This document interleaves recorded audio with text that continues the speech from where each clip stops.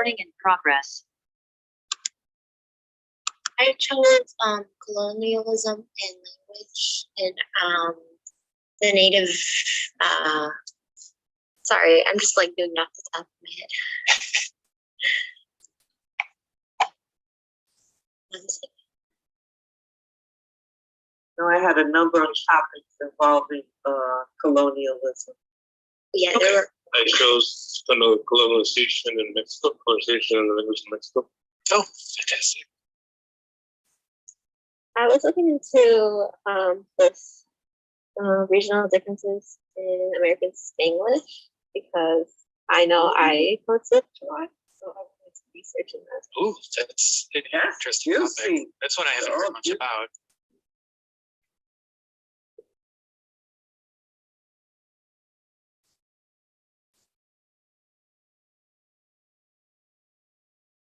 Who else has chosen? From the long. Colonialism and language in India. Okay, that should be very interesting.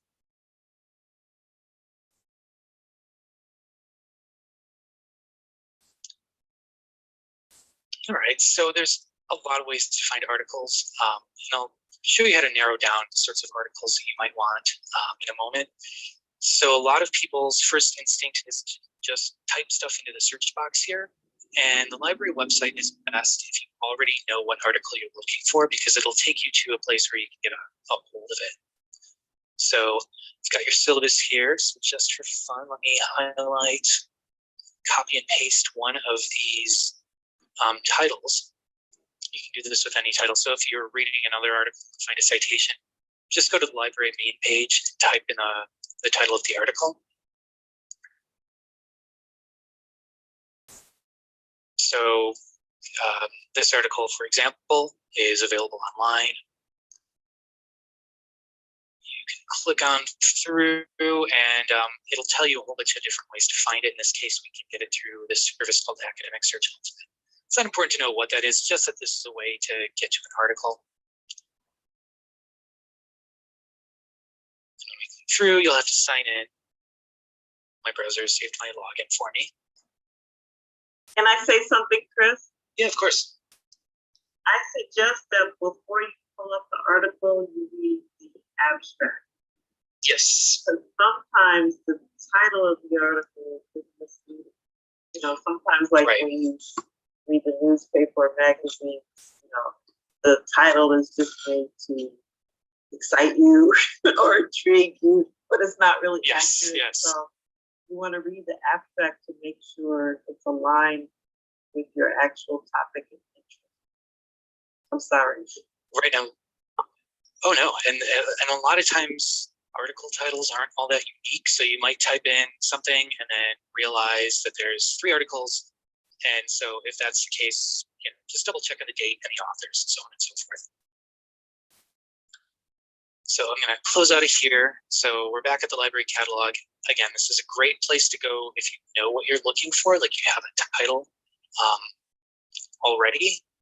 But if you're trying to find new articles to start a research, it's not the best place to go, just because it's just not designed for that. So another place I'd like to talk about is Google Scholar. Have any of you used Google Scholar before? Yes. Yeah. Okay, great. So it's pretty straightforward. You go to scholar.google.com. And something you'll notice if you look in the little upper right-hand corner, there's my picture there. That's because I am logged in. And so if you go to Google Scholar and you're logged in with your personal account or just not logged in at all, you're going to have a hard time actually getting your hands on the articles. Once you've logged in with your NEIU account, you are connected through the NEIU libraries. We pay a ton of money to make sure that our students and faculty have access to tons and tons of research. So Google Scholar works a lot like Google Search, which means that it's got some of the same problems as Google Search. You're going to get results that you don't necessarily want. Let's see, colonialism and language in Nigeria, just as an example. So on the one hand, you get a ton of hits like you would with Google. On the other hand, there's no easy way to really refine your search. You can sort it by date, and that's about it. But it looks like we've got some decent hits here. One thing that I would caution you whenever you're using Google Scholar is that you need to assess everything you see on here. There's no way to prove through Google search whether or not something is a scholarly article. So just keep that in mind. You can see that you click through, get to PDFs around the side. They do usually have abstracts. And sometimes you'll see this find it at NEI link. This is great because this will take you back to our catalog. So if an article is not available immediately, you may be able to get it through the library. So we've got some options for finding stuff here. So just some caveats about Google search. You can find a lot of great stuff, but it's not necessarily scholarly, so you'll have to do a little bit of legwork to verify that what you're looking at is trustworthy and comes from a peer-reviewed source. So I'm going to close this out and go back to the NEI library website. Have any of you used the research guides? No. See one hand. Excellent. So one of the best ways to find articles is through an article database. And what an article database is, it's a lot like a library catalog. So in the library catalog, we have, for example, TESL Quarterly, one of the big TESL journals. And so every time a new issue comes in, I check it in and put it on the shelf. But what I don't have time to do is to go through, read every single article, put that information in the catalog to say, an article from on pages 1 to 15 is about this, and here's the author, and what it's about, blah, blah, blah. So what we do is we subscribe to databases, and there are people who work for the databases that do that for us. So if you click through to the databases and articles, you'll see a very, very long list of different databases. This is very confusing. So I don't recommend doing that unless you specifically know what database you want. Instead, what I recommend doing is going to the research guides, and pretty much every topic that you are taking is going to have a research guide on here. So if you're taking this in addition to chemistry, make sure you go to the chemistry research guide for some guidance on research in that lens. And it'll provide information on finding resources, and also will have a list of databases. So because this class is a TESL class, scroll down to Teaching Speakers of Other Languages, TESL Research Guide. Click on it, you see my picture there. There's all of my contact information.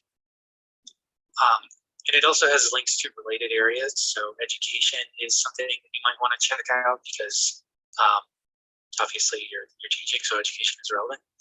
Likewise, linguistics, that's another guide that I have been in charge of. And there we go. One more student. To find the databases that are the best places to look, go to New Articles. This will have a list of relevant articles or relevant databases for the topic at hand. You saw the very long list. Most of them are topic specific. So a big challenge in doing research is finding the correct database. Two of my favorite are linguistics and language or abstracts, all about language, and Eric. Eric's about education, and it's one of the best databases out there. The Department of Education sponsors it, so it's very, very fun. So what I'm going to do is click through to Eric. And now normally if you are just launching up your browser, you'll have to sign in at some point. It's the same ID and password that you use to access your library account or D2L or anything like that. But because I've already signed in, it logged me in automatically. So every database is going to look slightly different, but they all have the same features. So usually on the main page, you find a generic search box. There's usually an advanced search and a few other things that you can check. This one allows you to look for full text immediately, as well as scholarly journals. So that's really useful. That's something that you want to keep in mind, because there's a lot of stuff out there that is relevant to education, but isn't necessarily scholarly. It doesn't come from a peer-reviewed journal. It might be, a white paper published by someone at the Department of Education, or it might be a video that someone posted of a lecture. So great resources, not necessarily a scholarly article.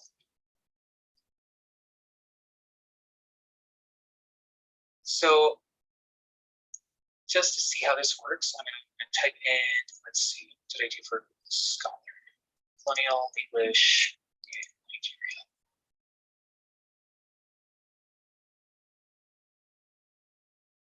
And we found some pretty good articles. I'll show you how to find this. So for example, as you see, we've got some videos. Don't really want videos. We've got some stuff that may or may not be scholarly. Don't want the non-scholarly stuff. So every database will allow you to do what's called limiting your search.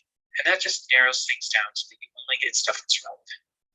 So on the left-hand side, I'm going to click this scholarly or peer-reviewed journals box. And that brings us down to 33 articles. You'll see that the videos have gone away. Those are not relevant to what we want to do. And there's a whole bunch of other ways to narrow things down. So for example, if I click on language, sometimes you find stuff that's not in English. And if you don't speak that language, it's not really useful to you. So you can weed out everything that's not on that. What's neat is you can click on geography. So sometimes it's tough to limit things by location. In this case, 29 out of the 30 articles have a geographic tag of Nigeria, so that's great. You can also narrow things down by date. So maybe 1982 is a little bit old. Let's put that up to 2000. And that brought us from 33 articles to 22. So we've got 22 fairly recent articles on this topic. So this is an example of what's called a basic search. And you can do a lot more advanced stuff.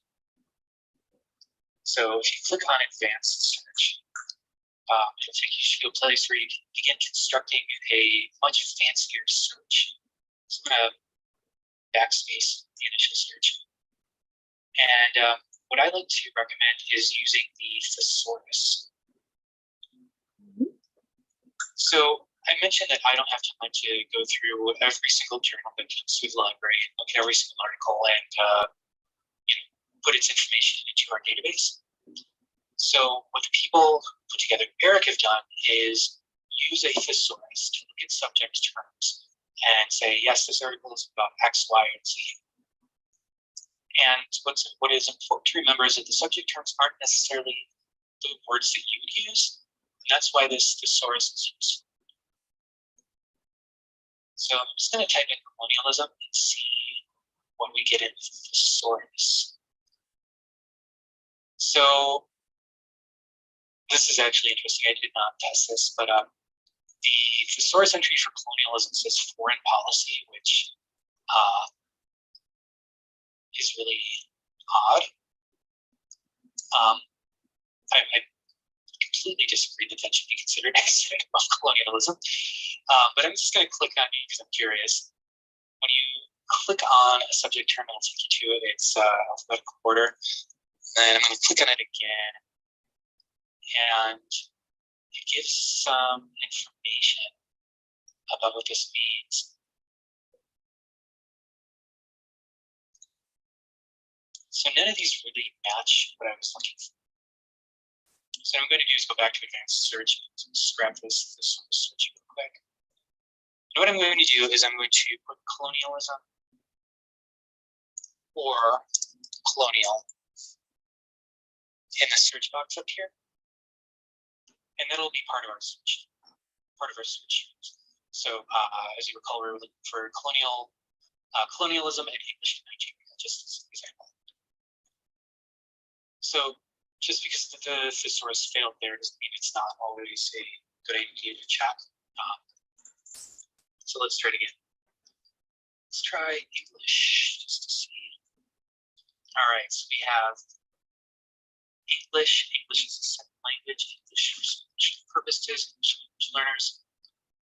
So what I'm going to do is just sort of go through, click on the ones that I think are potentially useful. We can take them out later. By English instruction, English learners, English only, maybe that's relevant. English teachers, sure. And then when I'm done, I can click add. And what it's done is it's put together this very complex coded mess of search terms that it's going to enter into the database for me. So it's using a specific language of the database, so I don't have to guess what the database is using. And oops, sorry, I clicked back. So what it's done is put this in here, and because I want this separated from the rest of my search term, I'm going to put it in parentheses. Parentheses are a way of keeping things together. So I just hit enter.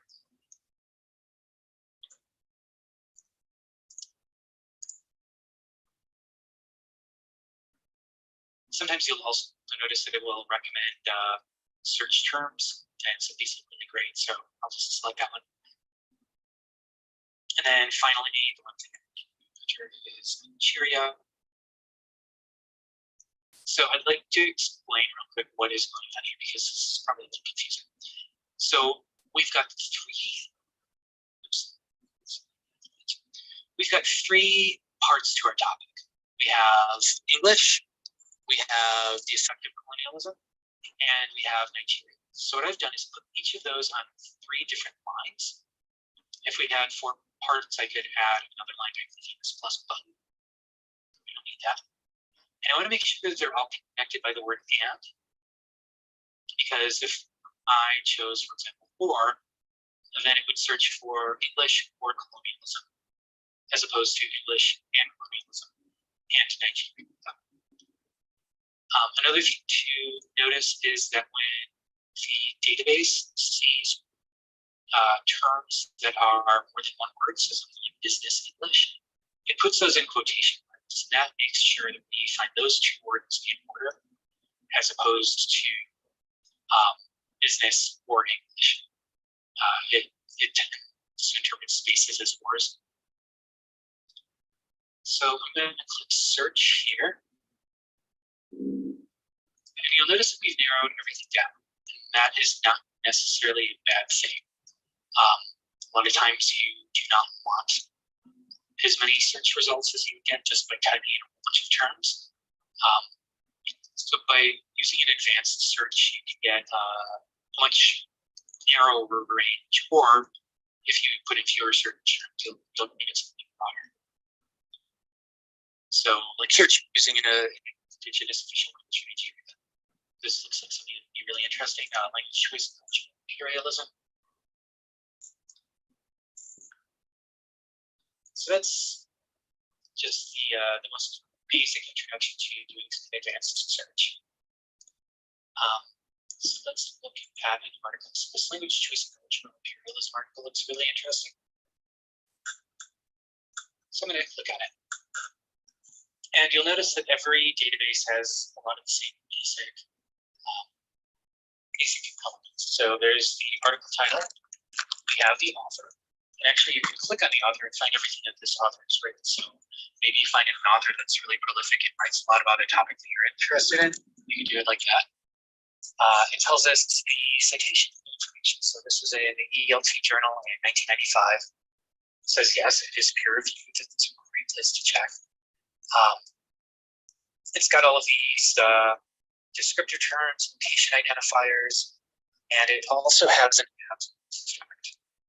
So an abstract is basically a short summary of an article, and this is great because you don't want to have to read every single article that you look at and find out that it's not what you want. The abstract There's a couple of paragraphs, it saves you a ton of time.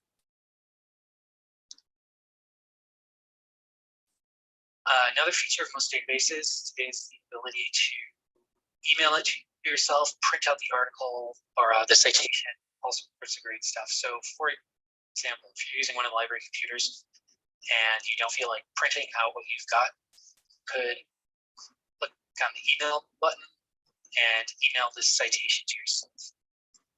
You can see, you print it out, do all sorts of stuff.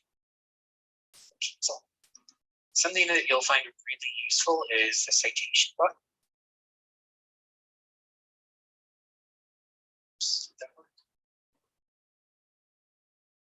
There we go. This is really cool because what you've got is a whole bunch of ways to cite this article. I can never remember APA or MLA. APA, okay. So right here, we've got the APA citation. It's all ready to go.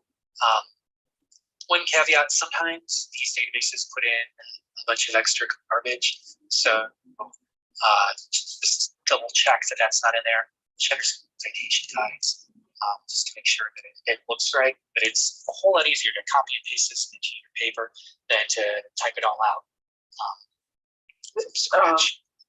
Chris, I just want to say this is such a wonderful feature. I can remember being an undergrad in the 80s and having to type out each one. And I was always second guessing myself because my strength was always the content and the quality of the writing, but not like APA and all that. So this is just the greatest thing since sliced bread. I agree. It used to be that you'd have to like go to the reference desk, say, "Can I please have the APA citation guide?" And it would always be checked out. So this is a lifesaver. One thing that you'll notice about this is that it's not available from ERIC, which means you can't read this article right away. So for databases, their purpose is not to give you access to articles. The main point of a database is to tell articles exist. Sometimes they'll have a PDF of the article, sometimes they won't. So again, keep an eye out for this little blue find it at NEIU button. And what this will do is take you back to our catalog. And hopefully it will give you an option to get this article somewhere.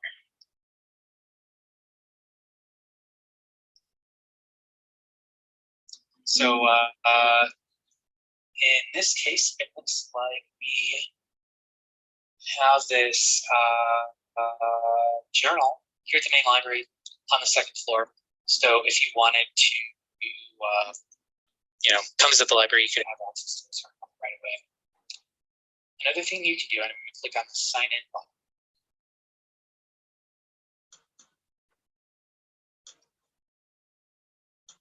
Is you can request an article that is otherwise unavailable through WorldShare Interlibrary Loan. So I'm just going to click there to show you what that looks like.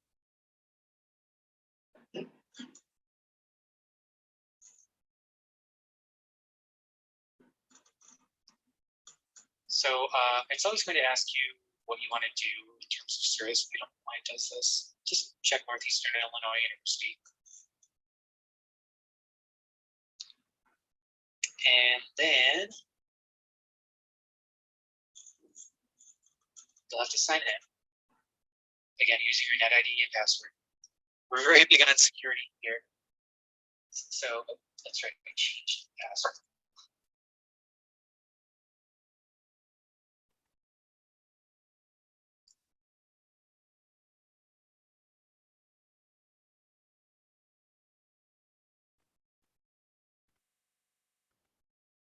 Sorry, it's slow today, and I don't know if it's Wi-Fi here or what. Okay, so this is a great way if you cannot immediately get an article, just click through to this WorldShare Interlibrary Loan. And what this does, it's super convenient because it fills everything out for you. Back in my day, sometimes this did not happen and you had to manually enter everything in the whole bit. someone would be able to find it for you. So just double check that everything is entered, click submit request, and within a few business days, you'll get an email saying that the article is ready to view. I've gotten articles in as little as 3 hours, and then sometimes it takes like a week if it's difficult to track down. So, this is why I recommend starting now, plan ahead, because most articles are going to be immediately available, but occasionally you'll find that one article that you really, really want, and it might take a couple of days to get it done. So, let me stop sharing real quick. Any questions so far? Does that all make sense? I want to reiterate what you said about starting early. Yes. Because, I think the greatest investment and most important part of this is the upfront looking for good articles. They don't always come easy, but when you find them, it's a wonderful feeling. It's like a rush that you get. And then, there's momentum there, but you do have to take the time. And if it's an article that's not available right away, it may take 3 or 4 days for them to send it to you. But that process is free and it's wonderful when you start early. So thank you for saying that. Yes, as you pointed out, it is free. So sometimes if you're poking around Google, you'll find options to pay for articles. Don't do that. If you can't find an article any other way, send me an email and I will track it down for you. We spend a whole lot of money here at the library on making sure that we have access to resources and we have librarians. So, you pay enough tuition, you do not pay for articles. We will find that. So let's go back to the library website. Just real quick, I'd like to show you another database. So I'm going to close out of ERIC. So this is LLBA, Linguistics and Language Behavior Abstracts.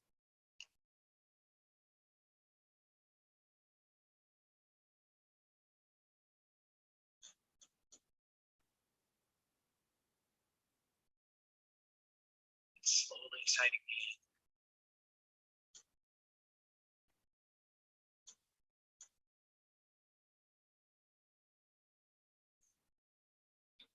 So you'll notice that this looks a little bit different, but it's got all of the same features. So there's this nice little peer reviewed checkbox here. There's the advanced search. So let's just do an advanced search again, just to show you some of the differences. You'll notice that there is a thesaurus. So let's see what happens if I type in colonialism. Great, so the word colonialism is in this thesaurus. All of the thesauruses are slightly different. So let's add that to the search and see what happens if we just type it in English. Let's see.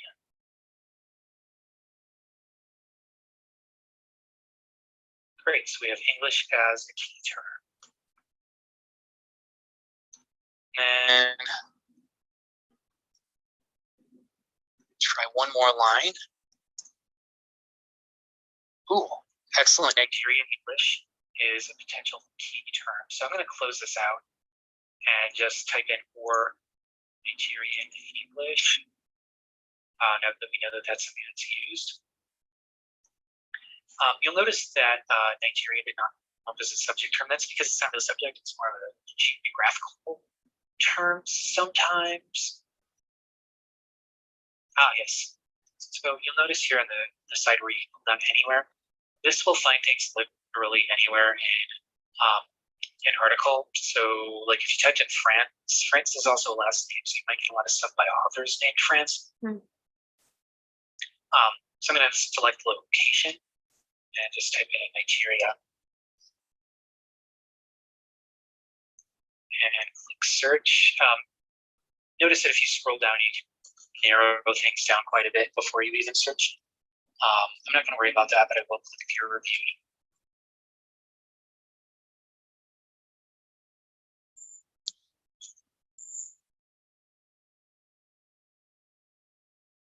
Let's see. So not as much.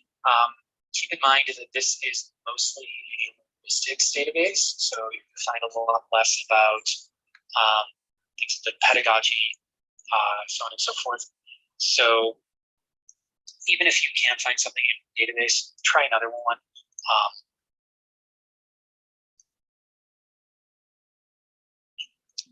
Out of curiosity, I'm going to peer reviewed.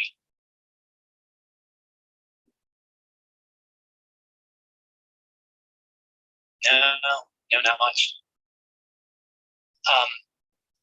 Another thing to try if you run into this issue, you aren't getting a lot of hits, think about which subject term is least necessary. So if we get rid of colonialism, we still have English and Nigeria, and English is a colonial language in Nigeria, so maybe colonialism is necessary. So, Can I ask a question, Chris? sure. I probably have been wrong, but I always thought the location in the search had to do with where the article was written, but no, right? No, Okay. I don't believe so. Let's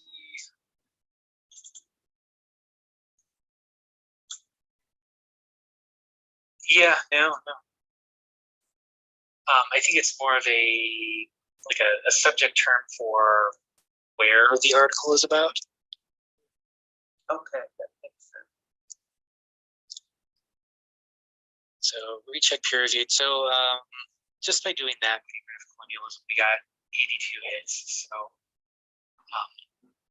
think about what you can get rid of, think about what you need to add, so on and so forth. Just like in the previous database, you could filter. So 81 articles in English, 2 in French. Maybe we don't want French. You can see if there's a particularly prolific author by clicking on this person. It doesn't look like it because they all have one article. We can narrow down the date range. So let's do 2000.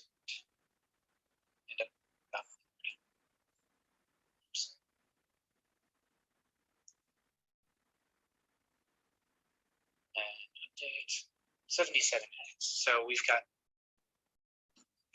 a bit more of a relevant recent list of hits.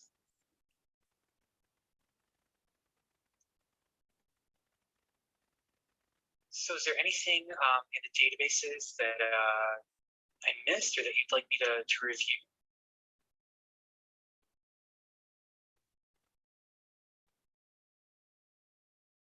I don't think so.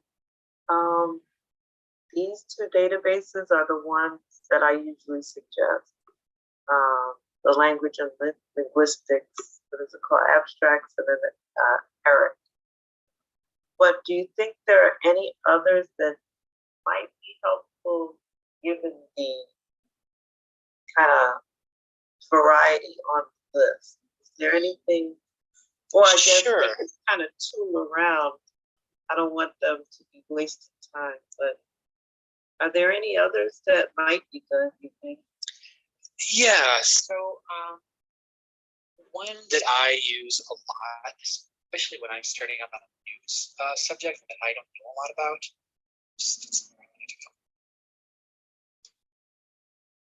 It's called Academic Search Ultimate. So you can get to this easily by clicking on databases and articles, and then we have the popular databases. So most of our databases are subject specific. Academic Search Ultimate is very general. So it's got 10,000 different journals. And so I guess the danger of using Academic Search Ultimate is that you're going to get a very broad range of topics, but a fairly shallow depth of knowledge. Whereas something like ERIC is a narrow topic, but you're going to go real deep. So you can use it the same way as you would any of the other databases.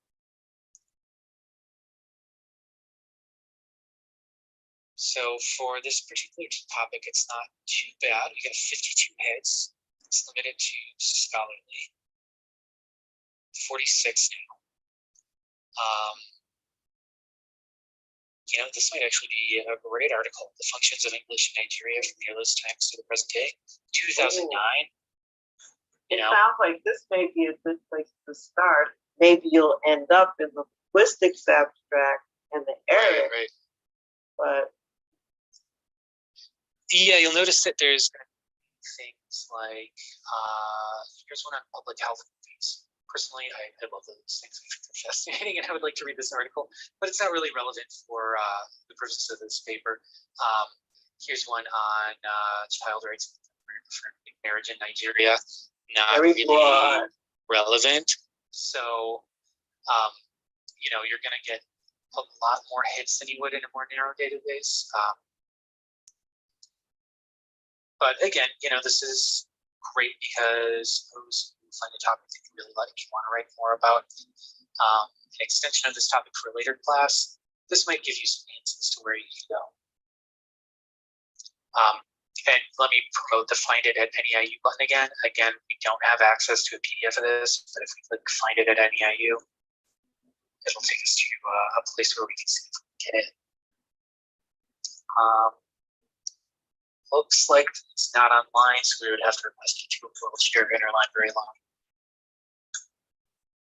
So we close that tab, go back to academic search elsewhere.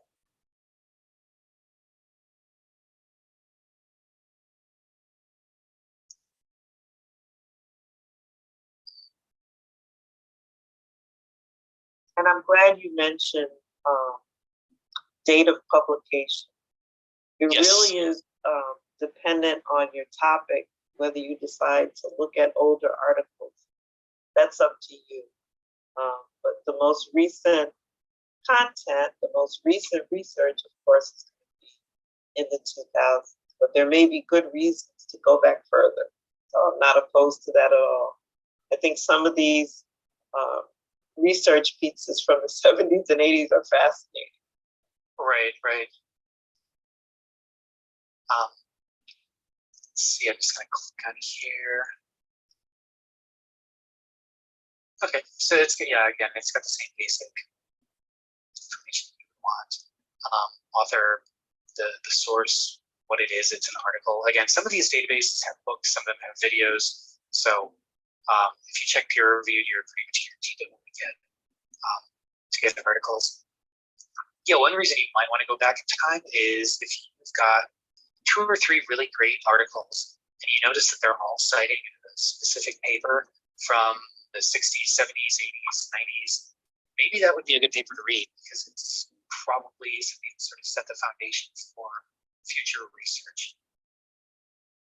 Just because it's old does not mean it is not relevant.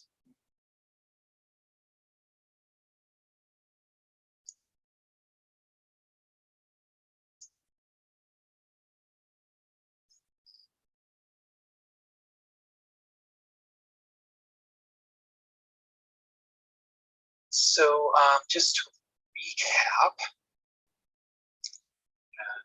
close out of all of this. The research guides are your friend, and I do hope that you use them in classes beyond this one. Also keep in mind that your papers may take on an angle that is not so strictly TESL, so maybe you will need to look up some psychology stuff. In that case, you should probably go to the psychology guide. Political science research guide might be useful. Even anthropology. Yeah, absolutely. Sociology. Like I said, I'm a government publications librarian, so maybe you need some data from, the Department of Education. Let me know. And we do have a government publications guide that I've got set up here. So. And you are willing to, if students need it, meet with them one-on-one. Yes, absolutely. Yeah, that is why I'm here. to help you with your research in any way that I can. So, we could meet over Zoom just to go over your topic. Maybe you need help narrowing it down, or just can't find anything on it. That is what I'm here for. Thank you, Chris. No, thank you. Does anyone have any questions? I wanted to dedicate the remaining time to you finding at least one good article and definitely narrowing down to one topic and finding one article. Yeah, and I will be here to answer any questions. Thank you. Okay, guys, you can go to it, and we are both here to help you. If you want to talk about your topic because you're not sure, you're between two topics, we can always, one of us can go with you to a breakout room if you'd like. Just let us know.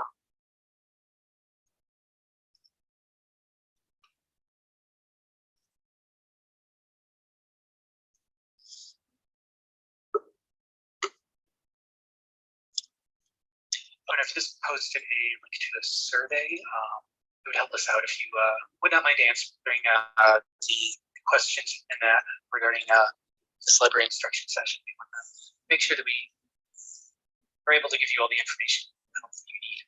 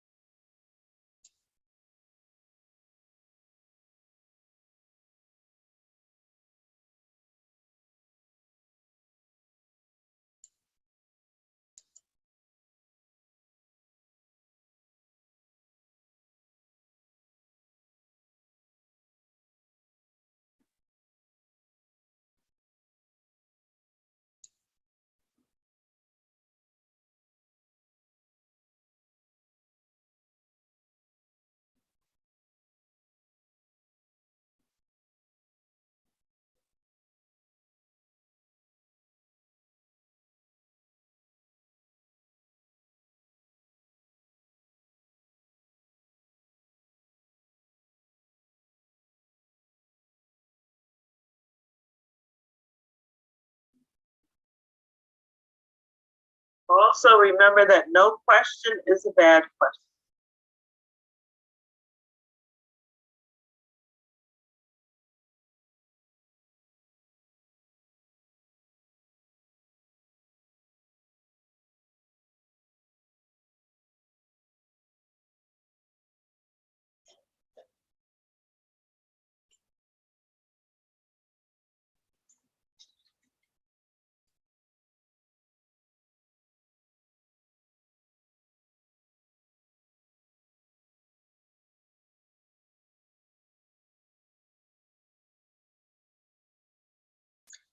Ms. Francis, can I talk to you for a second?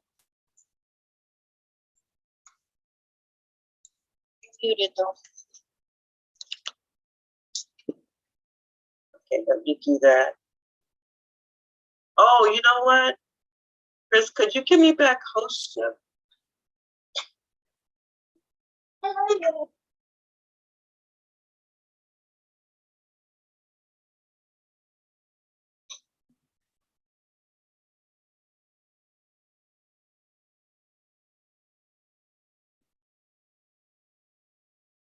Okay, great.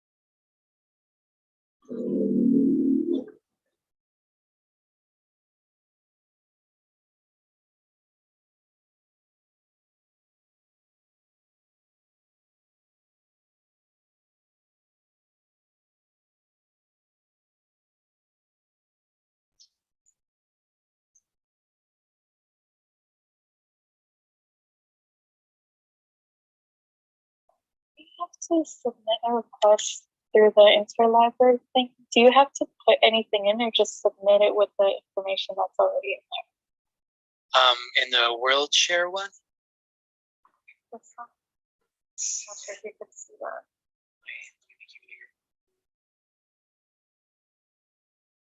sorry. Okay. Oh, no. Once you're signed in, all of your information is already associated with it. So you are good to go. So just submit request. Yep. Yeah, and it'll tell you also if you're missing any information. Okay, thank you.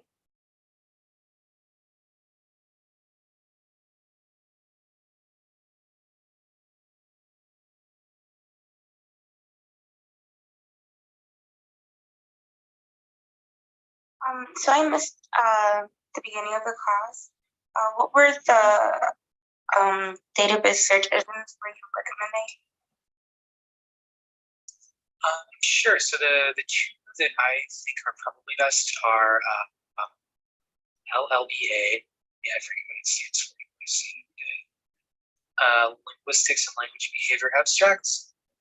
And then the other one is ERIC, that's the education one. And you can get to both of those by going to the library website and going to research guides and then clicking on the articles tab. Thank you.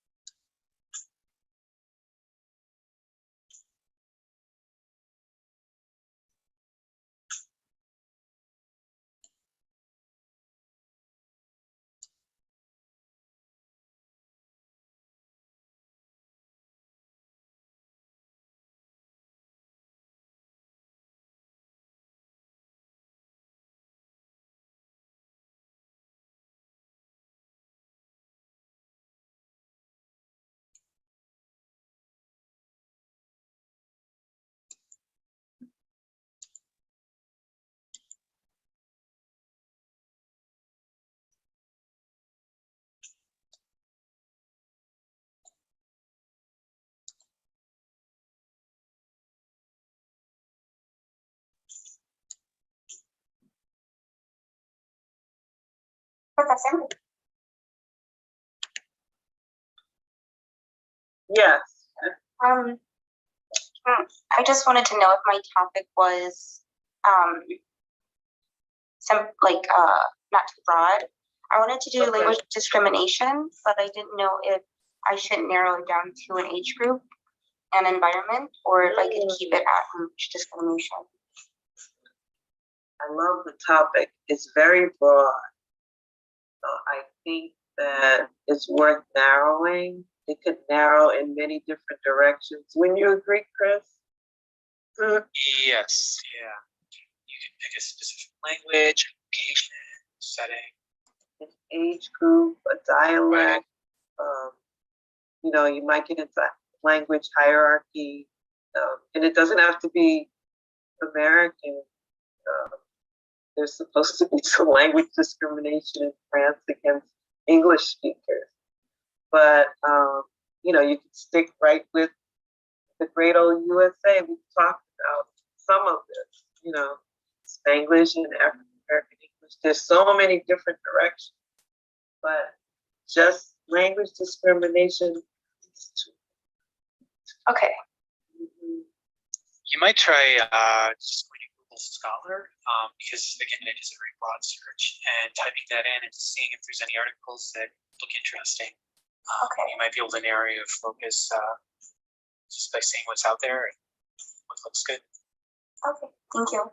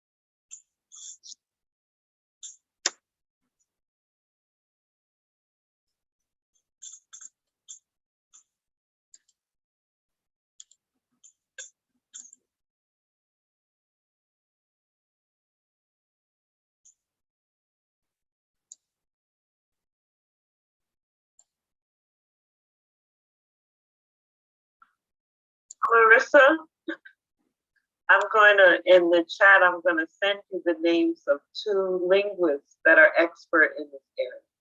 Oh, okay, thank you. Uh-huh.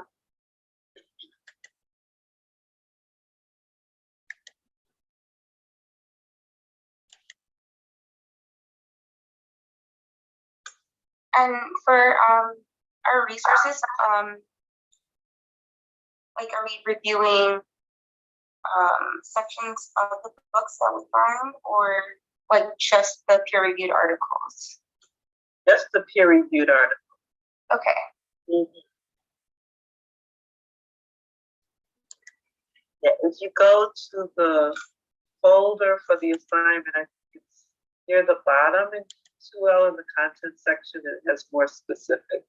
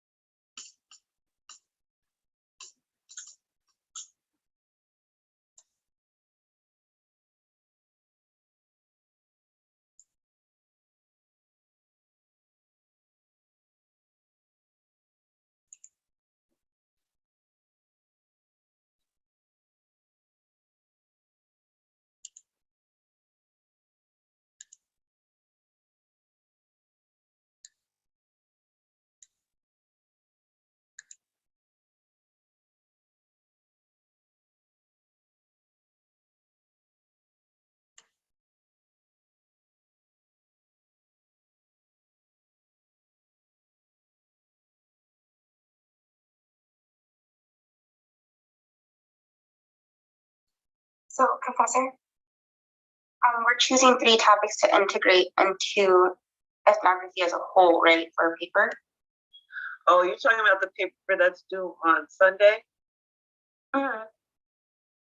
Okay, so this is separate. So the stuff you're doing today is for your final project. Oh, okay. Yeah, so the paper that's due Sunday, and I was gonna say something about that before we end. Remember that there's 3 choices. So there's the code switching paper, the individual ethnography paper, or the institutional ethnography paper. So you choose one of those 3. And I want to say it's kind of late to decide to do the code switching or the individual ethnography unless you've already identified your subject and talked to them and everything. Probably the institutional ethnography one will be easier to do at this point. Okay. So please, I know that folder is loaded. There's a lot of details. I want you to make sure that you read the assignment carefully. It's really, I think, laid out well in terms of what you need to do. It walks you through everything that you need to do. If you do have questions, let me know. I'll be checking my email into the weekend. That assignment is due on Sunday by 11:59 p.m. Something else I was going to mention. Now I'm having a senior moment. But I'm glad you're getting a head start on this because this is a bigger project. The paper that comes after the one that's due on Sunday is a very small paper, so you'll be able to read. Any other questions? Before we end, questions or concerns? Either for me or Chris, I'm going to post this recording on D2L as soon as I receive it via email. So if you forget the procedures or what we said, to look back. Okay? You're free to go. And I'll stay in case anyone has questions. Okay, thank you guys. Thank And you. we'll see you on Thursday. Thanks, everyone. Thank you. Thank Please feel you. free to email me with any questions.